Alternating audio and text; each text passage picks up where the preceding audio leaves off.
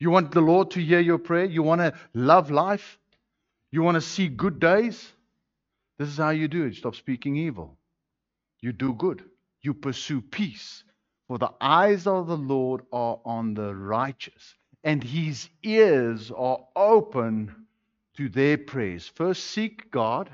First seek the kingdom of God and his righteousness. So what are we doing? First things first. We're putting first things first. We need to create order in our lives so that God can come in. So that the blessing of God can come on. Because God's blessing works by principle. Principle number 1 is make God first. Principle number 2 is guard your heart. Guard your heart.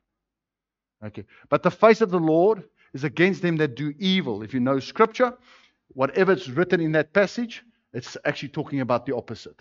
So it says that the face of the Lord is against them that speak evil. It's against them that do evil. It's against them that do not pursue peace.